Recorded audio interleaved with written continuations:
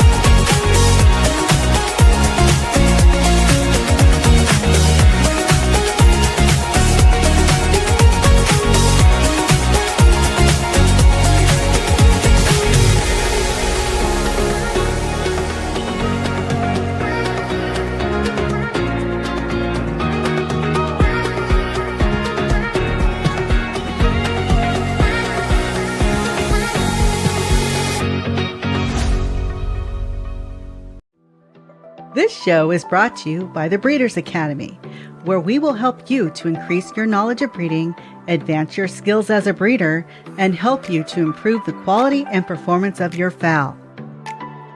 As a member, I'll provide you a roadmap that you will need to create a true family restraint. Starting with a cock from one breeder and a hen from another breeder, no problem. We can help you to turn your flock of hybrid crosses or mongrels into a pure family restraint, and show you how to continually improve that strain each generation. We'll start by showing you how to select your seed fowl and how to turn that seed fowl into a high-quality foundation strain. Our proven breeding programs and specialty courses are designed to take you step by step through the breeding process. And best of all, I'll be there to help you every step of the way. We urge you to check it out. You have nothing to lose, and you can cancel at any time. You also have a 30-day money-back guarantee. Simply go to www.breedersacademy.com to sign up. The Breeders' Academy will not only change the way you think about breeding, but improve the way you breed your fowl. Okay, welcome to another episode of Bred's Perfection. I'm Kenny Troiano, founder of the Breeders' Academy, and I'm here with my wife, Nancy, and my co-host, Frank Bradley, and we're here with the birthday girl. It's her birthday tomorrow. She's going to be 29. You lie like a dog. Happy birthday, Nancy. Thank you. Yeah. It's tomorrow. She retired, and we even let her have a birthday. You know, what do you know? Well, what the world's going to, I tell you. It's all apart. Yeah. You want to hear something funny? Nancy, Tawny's getting her driver's license soon. Just got her permit. So we went out to see if we could find her a car. And I'm still hung up on this idea, although I might have cured myself of it, that I could find her a truck like mine. Because my truck may be 21 years old, but it runs like a new car. It feels good, looks good, it runs good, sounds good, the whole bit. So I went on Auto Trader and some other places and saw some what looked like good pictures and good information, and I was liking what I was hearing about the truck. So we went and checked them out, and oh my God, I don't think I'm going to be able to do that. There's just I'm not going to find a truck as good as mine, even though the Toyota is known as the 1,000,000-mile engine, with the 4.7. And so, yeah, we were all pretty discouraged because we went and saw a couple of them, and then there was a number of them on the same lot, and none of them, they had their issues, and none of them sounded good. The engine sounded like crap. And the thing about it is, if you find one, it's going to be very expensive too. Yeah, they weren't cheap. For yours. Yeah. Yeah, they weren't cheap either. And so I didn't even bother trying to Jew them down because I'm thinking I'm going to have to put like $10,000 into this truck just to get it to maybe close to what mine is, So. Yeah, but when Kenny and Tani were ready to give up for the day, I wasn't. I'm like, let's go to some dealerships and see what they got, see what their used cars are like, right? So I pressure them. Kenny's like, okay, fine. We'll go to one and we'll see what they have, right? So we go to the dealership. We park in of course, the salesman, they right away, they run up to you. How can I help you? How can I help you? And I look at Kenny and he looks at me and he goes, you wanted to come here. You tell him what you want. And I'm like, okay. Do you have any used Tundra trucks? And he goes, well, what years? I'm like 2006 to 2012. And he gives me this funny look like, are you crazy, woman? And he goes, well, what price are you looking at? I'm like, 16,000 thereabouts. He's like, no, in our used car lot is across the street, and you go over there and check, but I don't think you're going to find anything for that low. And I'm looking at Kenny, Tony, you're laughing at me. And this guy is like, I'm sorry, I can't help you, but if you want something in that price range, we can look at the Camrys or the, Corollas or things like that. And I'm like, no, I'm good. Meanwhile, Kenny and Tony are laughing their asses off at me, and I'm getting all embarrassed. I'm like, well, what did I say that was so wrong? First of all, she went to a dealer to see if she could find a 20-year-old car. Okay. And second of all, and he's trying like hell to help her. Second of all, when I got up to the guy, I'm expecting Kenny to talk, and he just shuts up. He clams up with nothing. Left me hanging. I got back to the car. I'm like, don't you ever do that to me again. Meanwhile, I'm laughing my ass off because it was just so hilarious. Well, I got to say this real quick. She kept pushing to go to a dealer, and I'm like, I'm done for the day. And we're not going to find what we need right now. So I was coming to terms with the fact that if we buy a used car, which I should have been doing anyways, is we're going to have to buy something maybe that's a few years old with low miles for a decent price. Kind of go with that formula instead of trying to find a vintage 20-year-old car, see if I can fix it up, because I love my truck so much. So I was ready to go home, and she kept pushing. And I go, why do you want to go to a dealer? She goes, she wouldn't answer me. She just couldn't answer that question. So when we got there, I didn't know what to say. I figured they had a used car section, not 20 years turning cars. I think those mom and pop little lots are for the cars that the dealers don't think they can sell. No, hold on a minute here. We went down to a dealership in San Diego off of the 8 freeway, and that was a dealership that was trying to sell a Tundra. No, it wasn't. That's what I was thinking. No, it wasn't. It wasn't a dealership. It was a Chevrolet dealership. I don't know what you're talking about, actually. You'll find them commonly around here in this area, even at the dealerships. Yeah, okay. I remember that one a couple of years ago. Okay. When they were trying to unload it really fast, though. They did that. I don't think that was something they wanted on their lot. Yeah, well, anything. If you go to the main cars, like the new dealerships, they try to keep anything at least 7 to 8 years old off the lot. They want the newer used cars. Yeah, that's what sells. Yeah. So I think Tani is looking at a Tundra now. Yeah, Tani's. I don't see Tani as a car kind of girl. I see her as a truck type. Yeah. Type girl. Here's the thing: if I have it my way, and I'll try to make this quick. If I have it my way, she's driving a tank. Give me an old army tank. That's what that kid is going to drive. That's the best. Because we live up in a small town up in the hills, and there's 2 different avenues off of this hill. And last week we had 8 fatalities just on one of our highways out here. And it's in 1 week. stupid stuff that these different poor people accidents. died from. This is not a hard road to ride either. You've been on it. These aren't tough roads. No, they just drive them like jerks, you know? Yeah, that night coming back, I seen some pretty brazen moves with those guys at high speeds, like it was on a NASCAR track.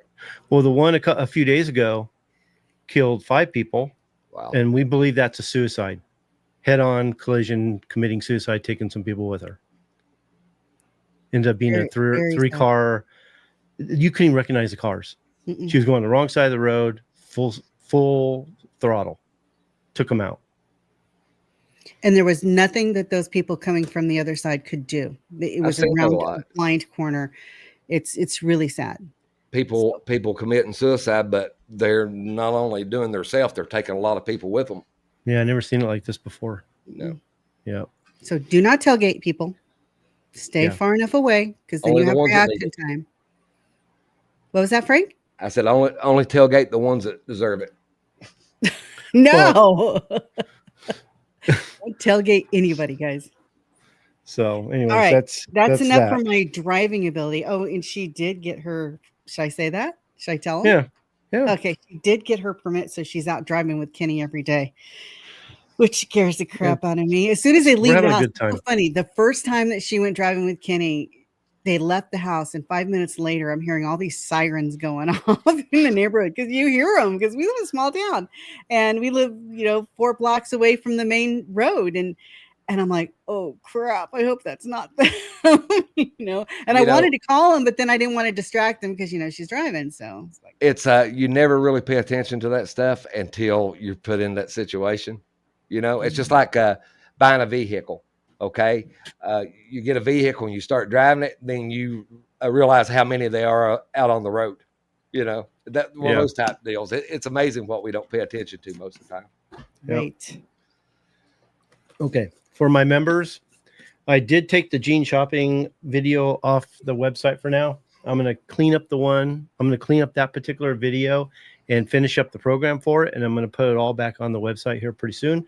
And then I'm going to go back, and I think I'm going to create videos for each segment of that program. So I think you're going to like it. I have 2 or 3 more of Brian Reader's episodes that we're going to be putting out here pretty soon. I do want to welcome the new members. We got a lot of new members recently, which is awesome. For those who want to become members, just go to www.breedersacademy.com. You can join up there. Once you join, you're going to get instant access to the website. You'll have access to the Founders Program, the Masters Class videos, members roundtables, and the programs and courses, as well as a complete collection of our live show and podcast. You'll get daily articles, and you're going to get some great material from Brian Reader, Peter Brown, Dr. Gallardo, and we do coaching calls. Make sure to begin with the Start Here pages. We got 3 levels in there. We got the beginner's level, the intermediate level, and the 2 advanced levels. Again, just go to www.breedersacademy.com. Today's episode is going to be a continuation of the last one we did, which was on selection factors, which basically we talked about the monogenic factor of selection, polygenic factor, phenotype factor, genotype factor, the epigenetic. Am I saying that right? Epigenetic factor and the mitochondrial DNA factor. Today, we're going to take it a step farther. We're going to add it's something we didn't get to, but it's going to be the evolutionary factor. It's the part that's going to change the direction of your strain without you knowing it. If you understand how to work this properly and you understand it, you'll see that there's many similarities to how we breed in evolution, and we can use these mechanisms to actually improve our strain, create our strain, and take our strain to the next level. We'll be talking about natural selection, artificial selection, genetic drift, gene flow, mutation, environmental factors, meiosis, and variation. So what do you think, Frank? Well, it's one of those deals to where if you look at it, Mother Nature breeds just like we do. She selects like we do. She kills like we do. We just do it in lightning speed rather than the way Mother Nature does it. Yeah. You look at artificial selection, Selective breeding, very similar to what we see in natural selection. You know, we deal with variations. We deal with the variations that pop up. We either cull them or we select towards them, exaggerate them in times, and we use those to our benefit. The differential survival and reproduction, basically, that what that is you hear Frank and I talking about all the time. It's like hatch as many chicks as you can manage and afford, and that's kind of what happens in Mother Nature's. Of all the offsprings that are produced from the various, let's say, birds, whatever they may be, only a certain amount of them actually survive. Mother Nature culls the rest of them, and it doesn't matter. It could be something that's not uh, something that they may have or don't have, that they're not able to survive their environment. It could be a disease where they don't have the immunity needed, or there's just something that doesn't allow them to move forward, or predation, you know. And we do it. Mother does it one way. We have to emulate that the best we can, Frank, and do it ourselves, because Mother Nature ain't going to do it for us. But we shape our strain just through culling and selection. And the thing about it is, we can do it in a correct way, or we can do it in a negative way, the way it's not supposed to be done. Well, you know, breeding the weak, the sick. Mother Nature doesn't tolerate that. If it's weak or sick, it doesn't live to breed. And I got on. I've hunted all my life, but one of our cats injured a gray squirrel, and we it was just a baby, a young one, and I mended him back, and I was looking up to the lifespan on them to see how long they lived, and in the wild, they live 2 to 4 years maximum. Wow. In captivity, they can live up to 12 to 14 years. So that just goes to show you how fast the cycles are in Mother Nature, because, you know, the squirrel, everything preys on it pretty much. You know, if you think about it, they're like chickens. They're the Snicker bar of the natural world, you know. You're right. and that's basically what they are. But Mother Nature speeds the process up very, very fast. But given the same circumstances, the same amount of skills, the same knowledge, we can take our fowl in a totally opposite direction that Mother Nature would even take it, you know, as far as what I said earlier, you know, breeding the wrong birds, taking them in a wrong direction, so to speak. And I've seen this in a lot of people. They would just put them in with each other, and what got bred. And over time, it's miraculous to how you can see birds that's just been allowed to pretty much take their own direction and see where they go and how they look. And I guess to each environment, it's going to be different, but it really opens your eyes once you see that, to how birds can go back to their roots. We would have some of our birds, and we'd take them. We had a cabin, and we'd turn those birds loose around the cabin, keep feeding water out for them, and they would get they would become wild. You know, before long, you wouldn't be able to. They didn't even want to be around you, even to eat or drink. Yeah, they would see us and go in the opposite direction. You know, you were saying something about how whatever they produce, they breed to everything, and that's the road to mediocrity. Yep. You know, you're not going to excel. The animals in the wild, they excel because they have things that allow them to survive their environment, whether it's immunity or certain conformation or certain ability. And so Mother Nature weeds out the ones that just don't have that. And if they can survive long enough to reproduce, they reproduce their own kind, they can keep getting better and better. And then you have, you know, selection points or section pressures that can determine which ones survive. And it's like a evolutionary arms race where things get faster, and then the predators have to get faster than them, and it just keeps going. Well, the same thing with us is if we're not being particular about the way we select them, and we're on the road to mediocrity, they're just not going to improve. They're just going to be kind of ordinary and not very special. Where if we're selecting the standouts, like we like to call them, and work on improving them each generation, they will get better. Even if you think they're as good as they can get right now, trust me, they can get better. And you have that you have that control. You have the control to improve them, either part by part or overall, or improve the whole family. And if you think that you don't have that, then I don't know. I think if you're a true breeder, you understand that instinctively. But there's a lot of people that just don't think like that. They just breed whatever they got, whatever they produce, that's what they breed, And well, the ones that crack me up most, I think, Frank, are the ones that sell their best stuff and think they're going to get there. Yeah. And I've seen that before, but I think a lot of it though is really patience. They think they can make one breeding, and if they don't see a dramatic increase on what they want, then they think in their mind they failed. They don't understand it's not a one breeding, two breeding, three breedings. It's the process over time, building the traits that we desire, strengthening those traits, and going forward with the better birds. A lot of people, they stay in one spot, keep producing the same offspring from the same birds, expecting a different result, and it won't happen. yeah, It just doesn't happen. You have to move forward to be able to make your birds better. You can't stay in one box or one method and expect to ever get anything from that. the only way you'd be able to improve from that situation is you'd have to hatch so many chicks to find that one that stands out a little better than the others. And that's something most people aren't willing to do because they don't have what we would call a true family.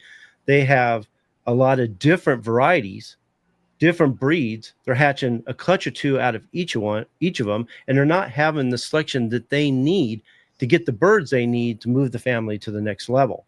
And Brian and I talk about it all the time, is that a lot of people don't understand that when you're trying to get a certain something out of a family that seems to be already mediocre or don't have what it takes, you have to hatch so many chicks to find out that one that has potential to take you a step farther. You know what I mean? And that's not always a bad thing. Sometimes that's what we have to do, but you got to do it. You got to be willing to do that. What's up, Nance? Okay. It's hard to get in a word. I saw you. I just had to finish my frame of thought. I know. And when you paused, I'm like, oh, no, he's got more. All right. So how do you get people to switch over? Because, okay, see how I can rephrase this. How do you get people who believe produce as many birds as you can, to sell as many birds as you can, to flip over to produce as many as you can, cull through them, and pick out the standouts? Because now you're talking to them and you're messing with their pocketbook, because the more birds that they produce, the more birds they have to sell. Okay. So how do you get them to come to the right side of the coin? It has to be them willing. You can't make anybody do anything. It has to be them wanting to learn. Yeah, but maybe if we can say it in a way that make them understand it, maybe they would switch over. So maybe that's just not it. And it's true that if they're not willing to hear it, they're not ready for it, they're not going to hear it at all.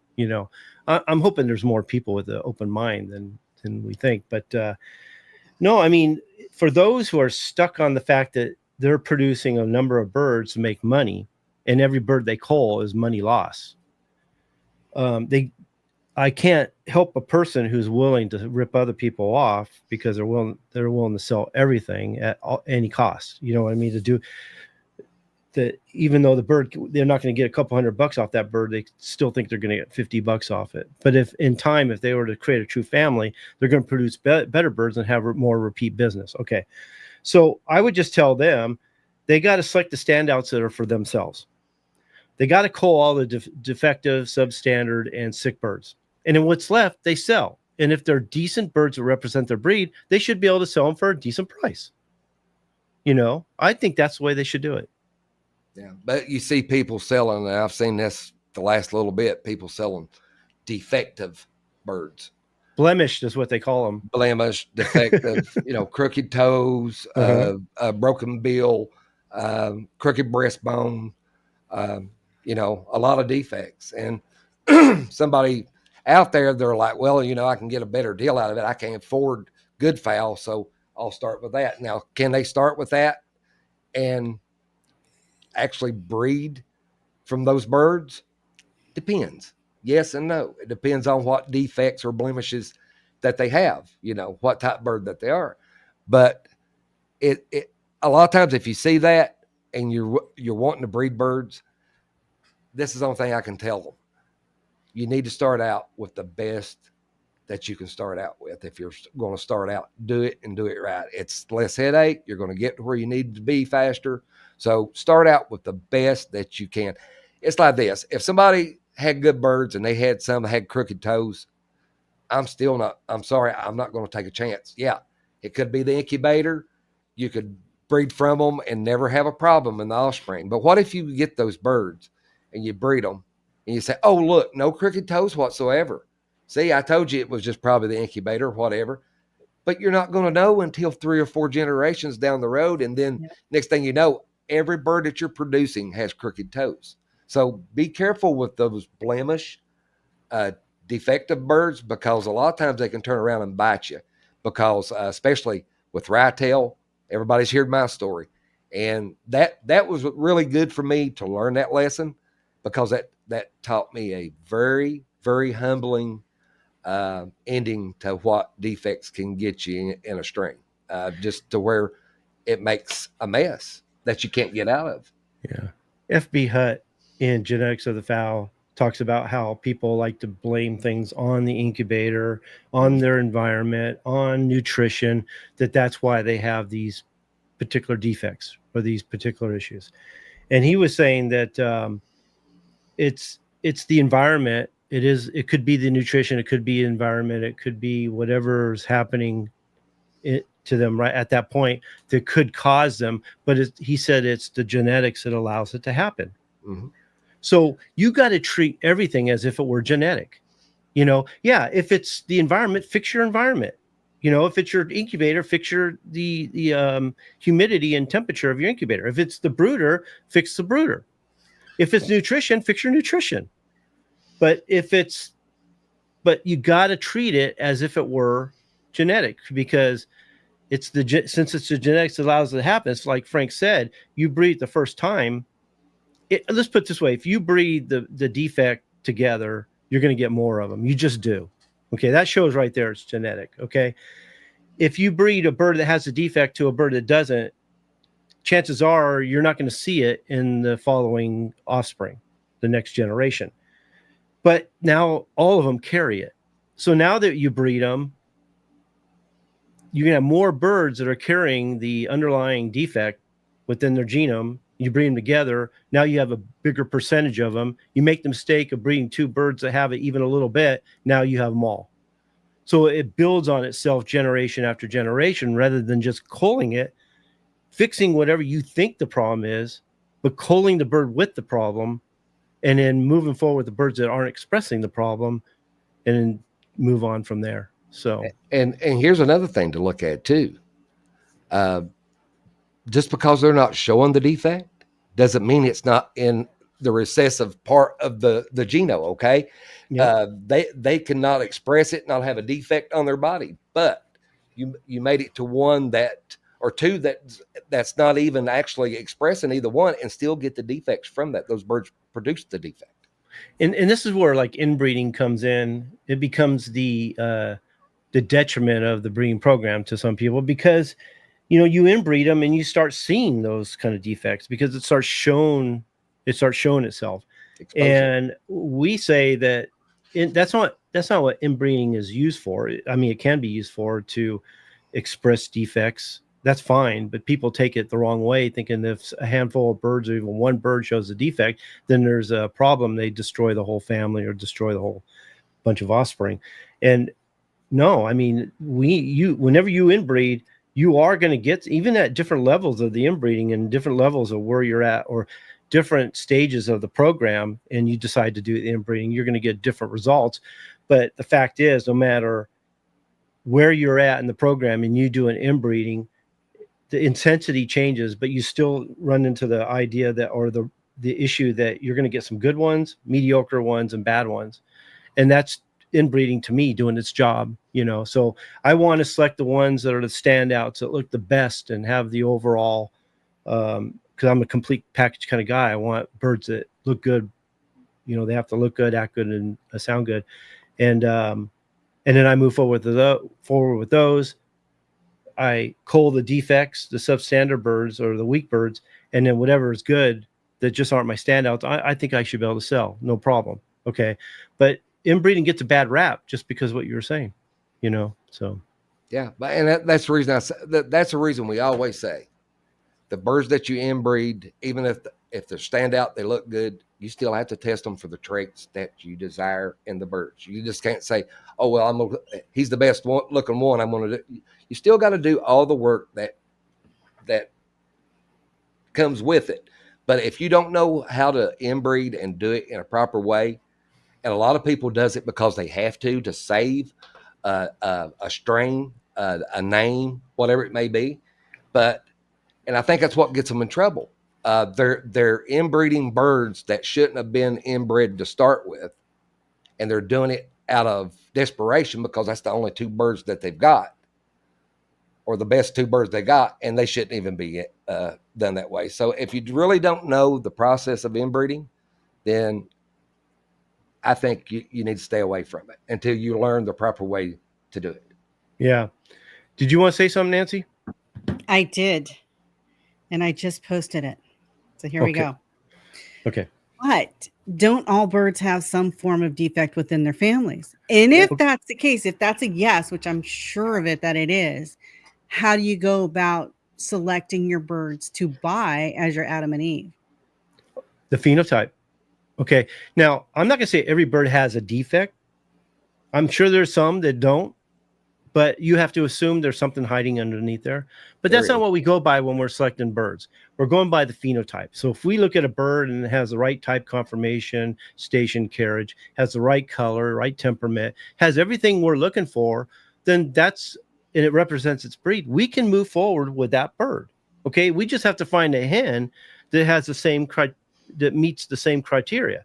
Whatever shows up as far as variations, defects later on, those are things that are within in the genotype, the genome that's hiding there. And all we either select for them and exaggerate them, or we cull them out as we see them. And then we run them through a proper breeding program like the Founders Program. And Frank, that's what the cleanup process is for, is to deal with whatever happens to show up from time to time as variations or defects later down the road. So, well, it goes as a whole, Kenny. Like we always say, you take two birds that's been made a true family, that's been cleaned up, and say it's someone's foundation, top quality birds. Now, you take two families that's been bred that way, and you put them together, it's going to create, just unbelievable fowl. But you could take a brother and sister from each one of those and breed them together, and you're going to get a better average, a better bird, because they have been cleaned up. They have been went through and done away, bred away from everything, so to speak. So those would be a better percentage as far as the standout birds. But if you just take basic birds that's never been cleaned up before and you inbreed them, man, you're going to see probably some scary, nasty stuff. But like Kenny mentioned a while ago, that's the reason for it. It doesn't create, it only exposes and shows you what's in that genome. And for a lot of people, when they breed them, it scares the crap out of them. So they're like, I don't want nothing to do with inbreeding anymore. It's already there. Yeah. It's not, like Frank said, it's not creating something that's not there. It's already there. It's just exposing it. We're just selecting the ones that aren't expressing it at the time, and we can move them forward. I would not go into the foundation stage of any program, including the Founders Program, with birds with faults, And so I'm not going to start with birds with faults if I can help it. If that's all I have, I got to do what I got to do. But if I can help it and I can find decent birds, like Frank was saying earlier, then that's what you should do. You should start with the best birds possible to move forward. That makes the cleaning process quicker and easier. You know what I mean? The next thing would be like, when we're talking. I'm not done with that conversation. I posted it, but it didn't show up. So which one is the most important, the hen or the cock? Which one do you pick first, your Adam or your Eve? Both of them's important. Both of them in that point, when you say it that way, both of them are important. Okay. So I'm not going to try to select a good hen and a terrible rooster, or a good rooster and a terrible hen. So that when you put it the way you did, I would say both are important. But as you're moving forward, like let's say you're going into the foundation stage, then I put a lot more emphasis into the hen. Now, some people would say the rooster, and I've heard it said that he could be 2/3 over the hen because they think he's 2/3 of the mating. because of the fact he has 2 Z chromosomes. But that's the sex chromosome, and there's not a lot of traits on the sex chromosome that we should even be concerned with when you think about it. Those are superficial. Those are things that can be fixed later. Well, the hen does have 1 Z and 1 W, but she has something bigger than that, and that's mitochondrial DNA. And only the hen can pass the mitochondria to her offspring, to both her offspring. Confusion. That is the confusion. Yeah, because Yeah. a lot of people want to put the rooster first because they think he can produce more offspring. He has 2 Z 2 Z chromosomes, where the hen doesn't, and that can be an issue with color. But we can always fix color later. The hen just has so much more to do with the success of the family, the health and growth and development of the family, the disease resistance. To me, if I want to put a number on it, they want to say he's 2/3 of the family. I would say she's 90% of the family when it comes to the overall development and health and survivability and, of the family itself. Yeah. I can breed a really good hen to just about any rooster and move a family forward. Where if I breed a really good rooster to any old hen, I'm going to go backwards every single time. Yeah, I agree 1,000% on that one. But what I've seen, a lot of people gets the nuclear DNA and the mitochondrial DNA confused. That's the biggest point. They think that the rooster can pass on the mitochondrial DNA, and that's not so. As soon as that sperm goes into the egg, the mitochondrial DNA in that sperm is in the tail, and it's removed. It doesn't go into the egg. So the mitochondrial, that's the reason the rooster can't pass it on, because it doesn't ever enter the egg from the sperm. You got to understand this, that the mitochondrial is outside the nucleus. It has its own DNA. When it goes through meiosis, it doesn't go through crossover. It replicates itself perfect every time. The only time you can change the mitochondrial is a mutation, which doesn't happen as often as you think. And, a lot of times it doesn't survive. And if there's a disease, it's because it's already in the mitochondrial. That means that hen isn't a great hen. She doesn't have a great mitochondrial DNA, So because that's why, even if you match a hen that has a faulty, I want to say faulty, it's not really the right word, faulty mitochondria to a rooster, it doesn't really matter because he's not contributing at all to the mitochondria at all. He only can affect the nucleus itself, and then meiosis and the crossover event redistributes the gametes, makes unique gametes. Now we get recombination. Depending how close the family is and how pure they are, if they're not pure and they're unrelated, you're going to see a lot of contrasting characteristics and a lot of variation. But if they're very close, share a lot of the same genes, you're going to continue to see, in many cases, uniformity, consistency, predictability, repeatability. That's the whole idea of making them pure in the first place, is because the meiosis isn't able to distribute them or change them in a way that we see all that variation that we would see in two birds that aren't related. You know what I mean? But the mitochondrial is probably one of the most important things, as far as creating a strain. It's your selection of the hen, selecting healthy hens that are never sick, never have been sick, selecting hens that produce really good offspring, that grow and develop properly, go into maturity in really good shape. They got good disease resistance. That's something that the cock cannot do. Not at all. That's the backbone of any family. Yeah. That is the backbone. The hen with a good mitochondrial DNA, it's the backbone of a family. And everybody goes, well, how do I know if she has good mtDNA? How do I know? How do I test it? Well, the chicks will tell you whether she does or not. You watch those chicks, if they're healthy, vigorous, they're never sick, all of them's prosperous, then you can say, hey, I've got me a golden hen. I need to keep her. That's a good point. A lot of people want to use the parents to prove the offspring, where it's the other way around. It's the offspring that prove the worth of the parents. Yes. And if you're trying to select the hen with good mitochondrial and all you have is her phenotype and how she acts, which is a good indication, obviously, a healthy hen that's active and is the first one off the roost, last one on the roost at night, and she produces really healthy offspring, yeah, that's a good indication right there. But how the offspring, like Frank says, how they grow and develop and how they turn out in the long run, and whether they how they adapt to their environment is the biggest test of all. And we always look at the offspring to test the offspring to show us the value and worth of the parents every time, and that's how you select for good mitochondrial DNA. They never lie. That's one thing you can say. They will never lie to you on that point. Yeah.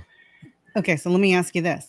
So when you're picking out your Adam and Eve, is it more important to pick out your perfect hen first and match her to a perfect cock, or is it, vice versa, or does it even matter at all?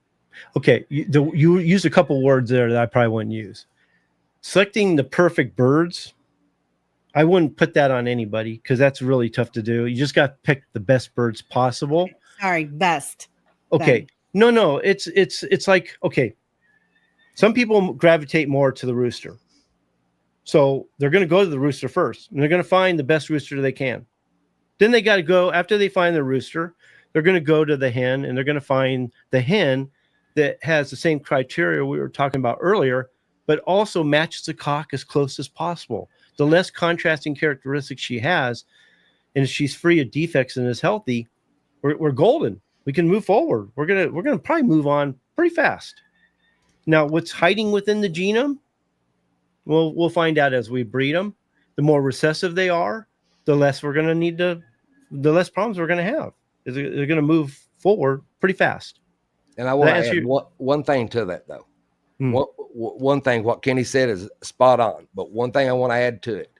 If you're on somebody's yard and you're looking at birds and you look over and you see this beautiful bird, he's got everything that you want, the right color, the right type, the right conformation. He's healthy, he's vigorous, and you just fall in love with this bird. And the birder says, "Oh no, you don't want this rooster. He's a 30-way cross. You don't want him." Listen, a quarter of this, a quarter of that, half of this, half of that means nothing.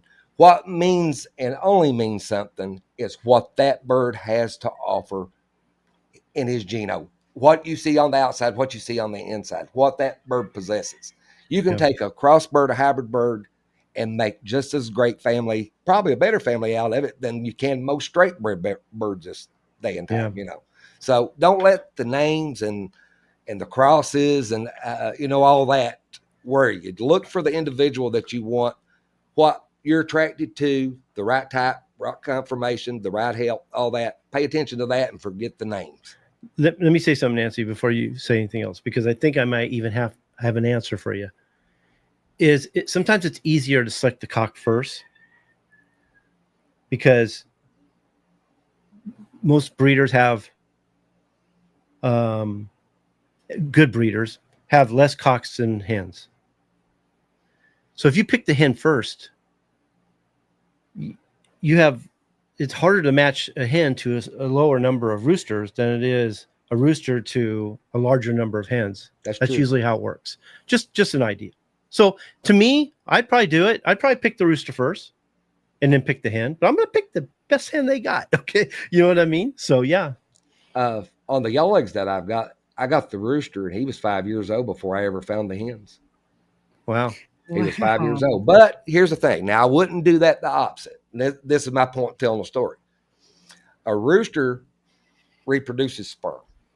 Hens are born with the eggs that they're going to produce their offspring with from that time. So you can do, even though you can do that with an older rooster, but when I got the hens, they were 2 years old.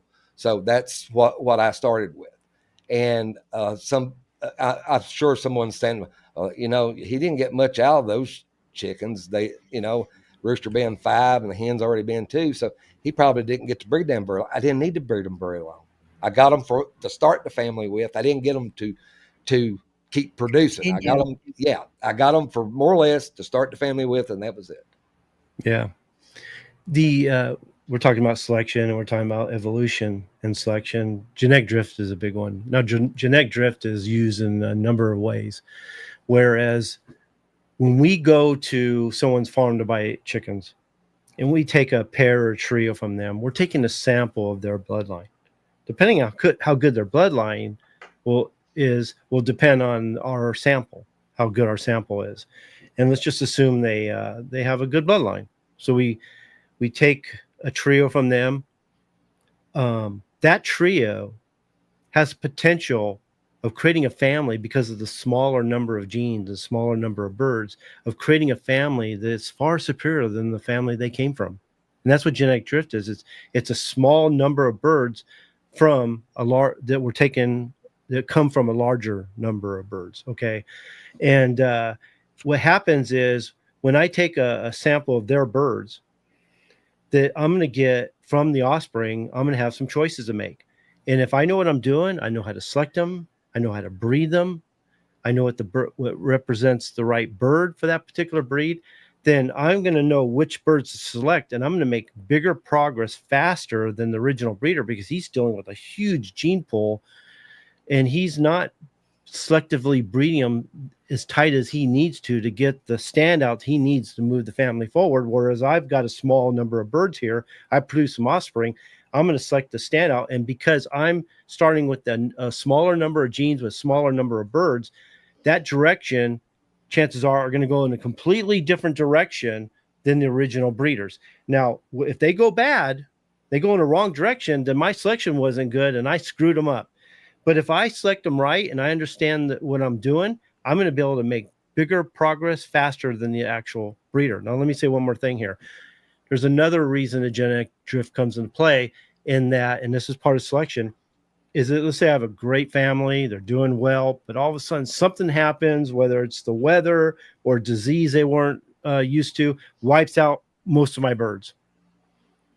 And now I only have, let's say, a trio left or a small number of birds. Well, because of that, whatever offspring those birds produce, chances are, in most cases it is the genome that they're producing, the gene pool that they're producing in the chicks is going to take me in a completely different direction than what they were. And that family is going to change. And how well they change or how bad they change is going to be dependent on your selection again. So genetic drift can be used for bad or for good. It can recreate somebody else's strain and improve on them, or it can preserve a strain that is struggling. And if you're doing it properly, you can actually recover them and make them better than they were, or screw them up. But genetic drift is a big player when it comes to breeding that people don't realize. I've seen the effects of it because I've let birds go before, and a couple, 2 or 3, 4 years down the road, they'd send me pictures of them, and I'd be like, "Dang it, they're better than my birds," But that was to people that had good knowledge of breeding, though. They knew what they were doing. But I have also experienced the other way. They'd send me pictures back, and I was like, "Oh my God, what'd they do?" But more times than not, I've seen a big improvement in them to where, really nice birds. And although genetic drift is a major influence on the direction that family goes, you also have to deal with epigenetics, because epigenetics, depending on their geographic location, can express traits that you didn't see before. Okay. And again, it comes down to your selection, because if you're selecting a trait that happens to pop up because it was influenced by the environment and it's not a good trait, then now you took the family in the wrong direction. But if it, expresses a trait that's beneficial, then now I'm making strides. I can actually improve that family. And if I can continually select that trait generation after generation, that becomes a major factor, genetic factor within the family. And now it is part of the family and I can repeat it. So genetic drift, understanding how it works, and epigenetics can change the family for the better or for the worse, and can change it in huge ways. This is why it's so important to understand selection, understand your bird, understand what the right conformation and type is, understand what the carriage and station is. Okay. It's important to understand what the proper color is, what represents that breed. Because if you don't, you're not going to select them right, and you are going to go in the wrong direction. And if you do go in the right direction, it was because of luck. You just did it by accident, but that's not sustainable, Frank. No, that's the part that really gets them, because they do good there for a while as far as their selection, And then when it gets down to the nitty gritty to where they're actually having to select the birds that they say F3, F4, somewhere in there, generations, they start going back downhill again. And at the end, you know what they do? They add outside blood, destroy them, mess them back up again and start over again. But that's selection is, you can't have any type of success if you're not actually selecting the birds that you should. You're going to be selecting birds that you're not going to go like Nancy says, you're going to run into that wall with. Yeah. You want to say something, Nancy? Yes, I do. I have two things to say. First of all, when you're talking about you only have a trio left on your farm because, say, we had a fire and it blew out everything else, that's still from your family. How is it going to change that much? It's still part of your family. Good question. That's why bigger breeders aren't making the progress they need, because they're breeding too many birds. But now that I'm breeding to a small number of birds, those small number of birds, genetics, even though they could even be brothers and sisters from the other birds. Nothing's perfect, nothing's exact, and every bird, whether they're from the same nest, from the same parents, are going to have different genetics because of meiosis and the crossover event and recombination. Okay, so so I have a brother and sister. They're not exact. They're going to have genes within them that are different from the other, which is going to create variation. So because they're not exact, and here's a issue too, Frank, and it goes to what she was saying. If I'm only left with the worst birds on the farm, can you imagine the direction I'm going to go? I could maybe get to a point where the birds are better, but it would take a longer time, and it would be whether those genes express themselves as I go, whether they're in there or not, But if I have a small number of birds and their genetics are just different, even a little bit, they are going to go in a different direction than what you had before. Yeah. They will be different. Yeah, and those birds are going to have a tighter gene pool because of it, way tighter gene pool. In the beginning. Yes. Yeah. Yes, and that's the reason they will be pair of trait. They will be better birds because the gene pool is tighter, to where before you had multiple individuals, you pulled it down to only a few and made the bloodline pure because of it. Pure. Because we're talking about a family that's already established. Now, if we have a flock of mixed birds out there, and in Mother Nature drops it down to a few birds, well, they're not even related. Doesn't matter. We're back to gene flow. We're back to outcrossing. Okay. Hybridization. You're back to starting over. Yeah. Hybridization. You were talking about earlier how people give up and they add new blood. Well, that's gene flow. Yeah. Okay. You're not going to create a family, improve a family, or maintain a family until you stop the flow of genes coming into the family. Yeah. Okay. So every time you add new blood, you've changed them. Say there's no stabilization of the genes whatsoever. Okay. You can't increase the gene frequency if you're always adding new blood all the time. So those who say, I'm just refreshing the blood, I just add new blood every so often to refresh the family. No, you didn't refresh them. We say this all the time. You changed them. That's gene flow. Outcrossing, crossbreeding, and fusion is the same thing as gene flow in the wild. A species doesn't become a species in the wild until the flow of genes from outside sources stop. Then once they start inbreeding, and they start increasing the gene frequency of their traits, and they start getting some uniformity, do they become a true species? Well, when Mother Nature is creating a species, we're trying to create a pure family. Same thing.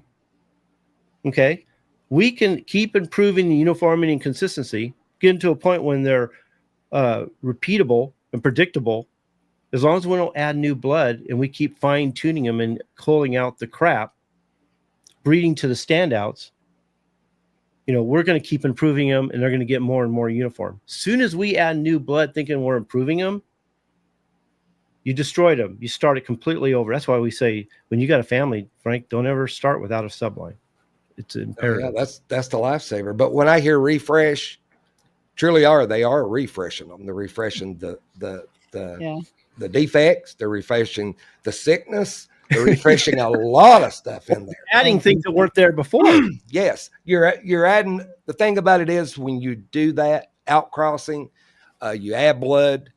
The only thing you're doing is starting from square one. You're adding all the dirt, the nasty that you didn't want, the unwanted traits. You're adding right back in again, so you start back over. When people say they're afraid of inbreeding, because they're afraid of deleterious genes, but they'd rather outcross or infuse, which is basically like migration. When you think about the wild, it's the same thing. Okay, gene flow, migration, same thing as outcrossing and crossing. Okay, when you add new blood because you're afraid of inbreeding, because you're afraid what it's going to expose. Well, think about it this way. It's the outcrossing, crossing, and infusions is actually adding those deleterious genes to the family that wasn't even there before.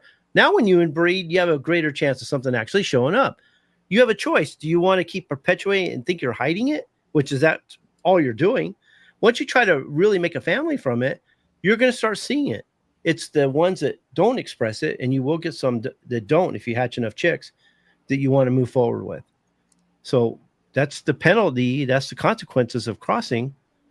But in the long run, it's better to try to make a family than it is to keep bringing in new blood, hiding it, just keep adding new faults, new problems. But the part that I don't understand, though, Kenny, this is the part that I don't understand. Maybe you can help me with this. Is they want to breed close, okay, and they call them, this is my family. They breed them close, whether it's in an inbreeding or whatever it may be, whatever they practice. And they breed them close, and they call them straight breds, and then they add blood. If I was going to do that, I wouldn't even breed close. I would just breed them and just keep them going as hybrids if I was going to do that. Really think about it. Because they don't see they don't understand they don't understand meiosis. They don't understand the crossover event. They don't understand recombination. They don't understand what's happening when they add that new blood. Okay. They think they just added some blood and they're just going to breed it back out again. They think if they breed the blood in and then breed the offspring back to their birds on their farm, that after a couple generations, it's their birds again. No, yeah, that's true. It's a completely different version of their birds than it was before. Yeah. And they expose enough of them to it, it's a completely different strain altogether. So if you done DNA on those birds before and after, it would show you the dramatic change within them, because those birds are gone now. Whatever you held made those birds good, and what you was keeping those birds for is probably watered down so severely you don't see it anymore, or it's just totally gone.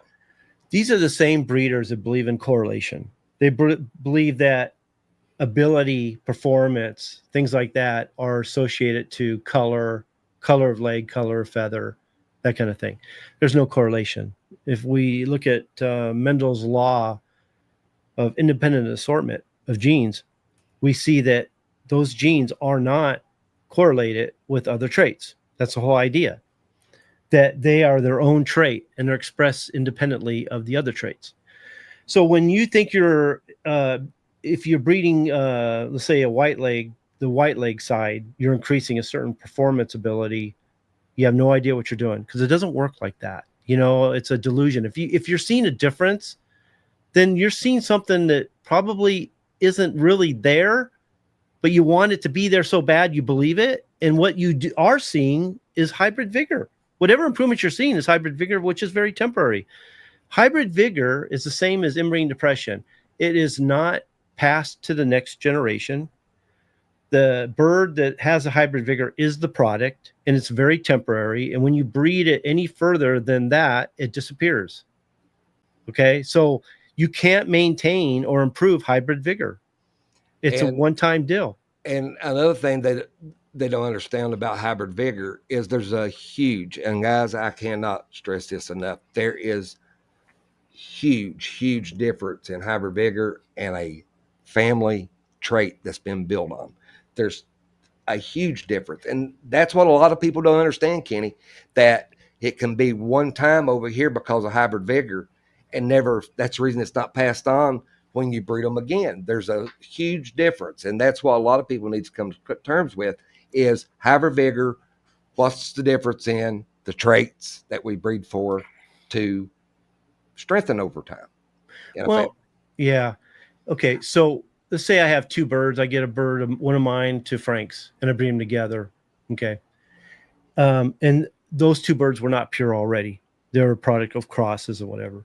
We're not really getting hybrid vigor. We're not getting the boost you would normally get. Only a small. You're going to get unpredictability in all the offspring. Okay.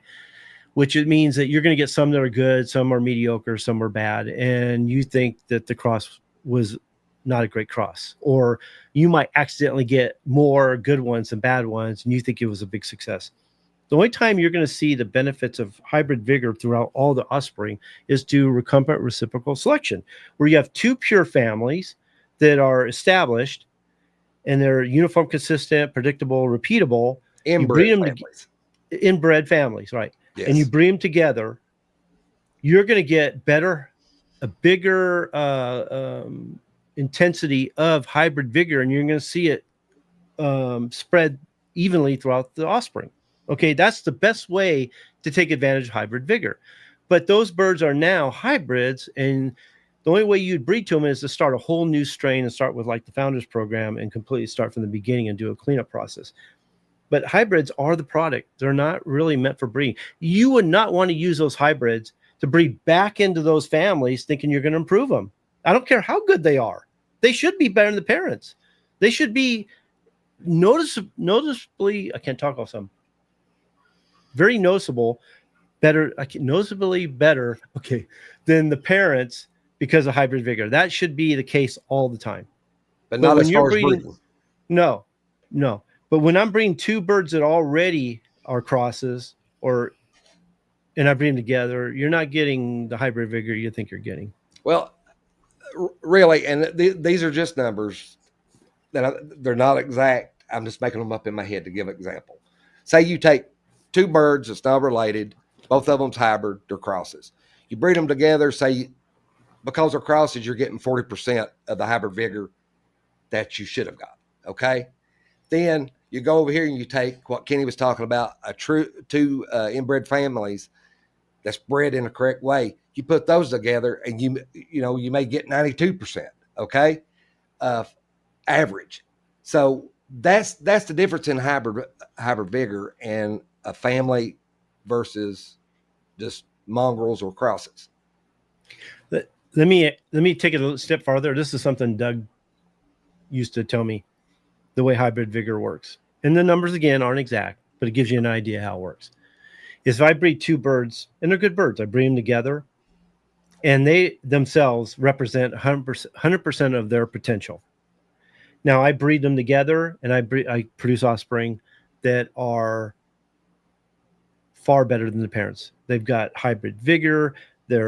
They represent maybe 120, 130% of the parents, not their percentage, but the parents' potential. So you can see how much better the offspring are. And I'm like, oh, wow, they're awesome. They're the best birds ever. Okay. So then I start breeding them. Those, because they are noticeably better. Okay. I don't maintain that, and I don't even improve on that. I don't even maintain the numbers of their grandparents. I fall down to 85, 75, 80% of what their grandparents' potential originally were. And then on top of that, they're either going to be, on top of that, they're going to be unpredictable and they're going to be scattered. So that means some are going to be a little better than others, some are going to be worse. But the ones that are better are still not going to represent what their parents were.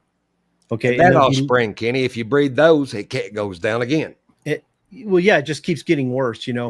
But if I want to make a family out of that, then I have to use something like the Founders Program to actually build a family from birds from that point on, because we're only comparing them to their parents and their grandparents. But as birds in general, it's the phenotype we're looking at. The bird is the bird. Can I create a family from that? Yeah, if I run them through a cleanup process and build them up from there. So people have a wrong idea of what infusing, crossing, or outcrossing really does and the benefits of it. And it's a very short-lived method.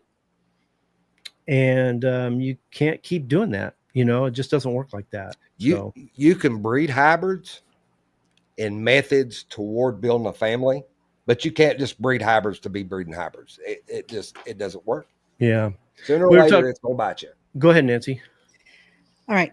So let me get this straight. If you have a family of birds, you have line A and line B. They are the same family of birds, but you've got breeders over here and you got breeders over here. Is that what you use to create your hybrids from that family, or Two does it different have to be from a family A and a family over here that's completely unrelated Yeah, to the unrelated. first family? Unrelated. If you're building if you're trying to produce hybrids, the two From families are two pure, families, but they're completely unrelated. Yeah. That's what they have to be, is completely Yeah, they have to To get the maintain two match. families instead of one. Yeah. So it's a lot more work, a lot more space. But if you really want the true effects of hybrid vigor, then that's what you need to do. Okay. We have 2 questions in the queue, Okay. and we're over an hour. So I'm wondering if we need to stop there and answer our questions. Is that Sure. good? Yeah, Okay. sounds good.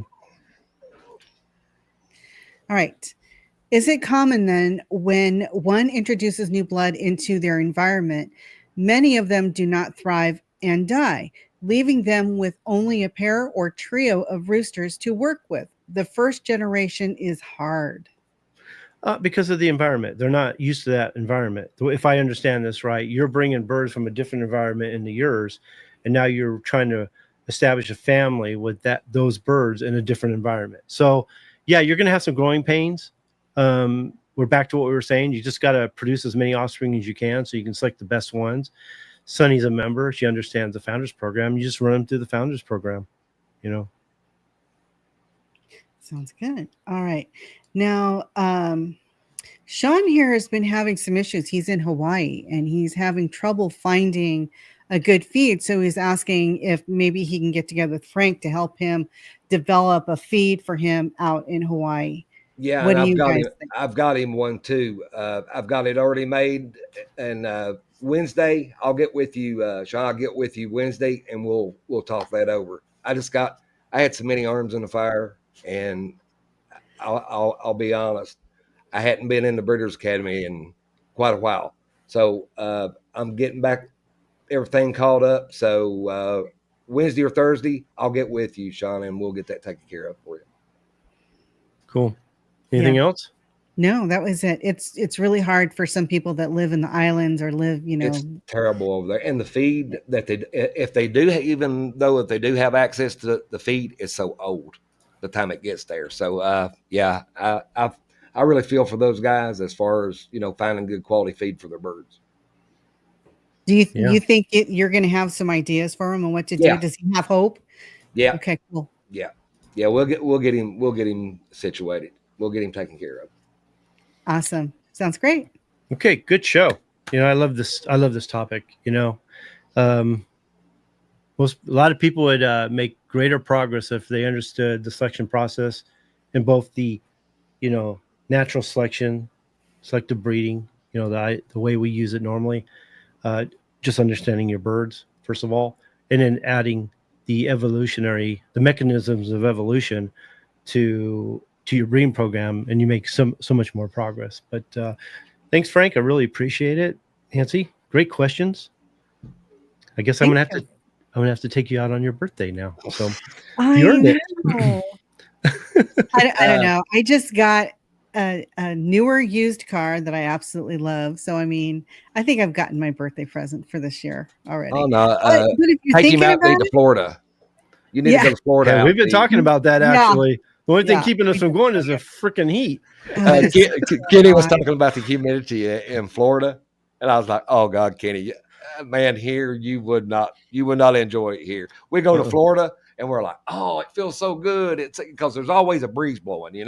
Here you walk out, and Amanda sent I think Kenny and Nancy a picture of the roof of the hay barn on the farm after rain, and it looked like it was on fire from just a steam rolling off of it, So yeah, no, I want to go to Florida real bad. There's a park there I want to go back to. I had such a great time, Florida. And I want to take Nancy there. Hey, and I just got my passport. If I could, I'd pack up tomorrow and go there and live. If I could, I really would. Oh, really? No, I don't know if I could live there. I'd love to live there. Our weather's pretty good here, Frank. I don't know. Oh yeah. Now, if I had my pick to live, it'd be out there with you guys. If we could live out there, I'd be. Hey, I'd raise birds year round. Yeah. Yeah, you could. Yeah. Well, you'll Sure be could. out here in October. Yeah. So we're gonna have a good time. Yeah, and it was 105 degrees out there in October. Barb when we needs was to out move. there. Barb needs to move to San Diego too. I Yeah. know, and I can't believe it. She's in Wisconsin, and Well, they have see- that much humidity up there. But I guess it's all of the water they have there too. That's the reason I was so late this evening. I mean, I barely made it backstage before Kenny went on air, because when I got home, it looked like I'd been set out in the rain just from, just sweating. So I had to take a shower before I could even come on here. I mean, I was in bad shape. No, I told Frank, I go, I'll take you late, then not at all. So just Yeah. so, That's sweat, that's the biggest problem. It burns my eyes so bad. oh, me too. Yeah. That's the biggest problem, is just it burning my eyes. Yep. It'll do that. Yeah. Okay. Thank you guys for showing up. Thanks for the questions. I hope you enjoyed the show. We'll see you guys next week. See you guys. Have a good day, guys. Good night.